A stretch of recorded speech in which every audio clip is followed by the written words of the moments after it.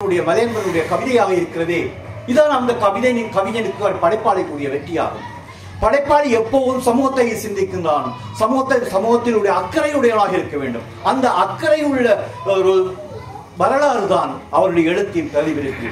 இதுவே காலம் சொல்லி நீக்கும், காலத்தின் பதிவாக இந்த கட்டுரைகள் நிற்கும் என்பது எனது அபிப்பிராயம்.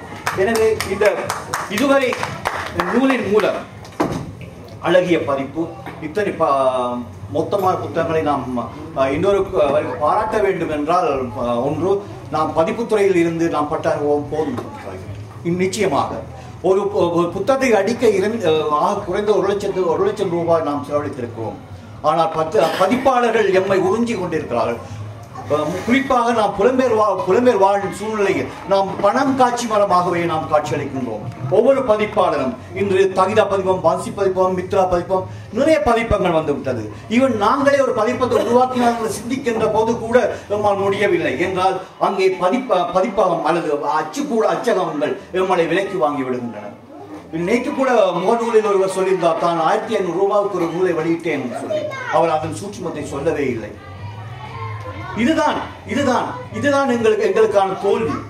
ஒவ்வொரு பத்திரிகையும் ஒரு சஞ்சிகையும் வெளியிடும் போது, ஒரு பத்திரிகையாளர் வெறுமையிலே நாம் சொல்லிக் கொண்டு போகலாம், பத்திரிகை விளம்பரத்தினூடாக நடத்திவிட்டு போகலாம். அதனுடைய வலிதான் தெரியும். நீங்கள் நடமோனை கேட்டு பாருங்கள், அவன் வலி சொல்லுவார். குணாவை கேட்டு பாருங்கள், அவருடைய வலி சொல்லுவார். ஒவ்வொருத்தருக்கும் ஒரு வலி. அந்த வலியின் வெளிப்பாடு தான் ஒவ்வொரு நூலும். இந்த நூல் கவிதையாகவோ அல்லது நாவலாகவோ வெளிப்படுகின்றால் அந்த கவிஞனின் படைப்பாளின் உள் மனம் எப்படி பாடுபடும், அதுதான் இந்த புத்தகத்தின் வெற்றி. இந்த புத்தகத்தின் ஊடாக அவர் சொல்ல நினைப்பதை நீங்கள் வாசித்து உய்த்துணர்வீர்கள். அதுவே அவரின் பெருவெற்றியாகும். எனவே நூலை வாங்கி நாம் சென்று விடுதல் அர்த்தமில்லை.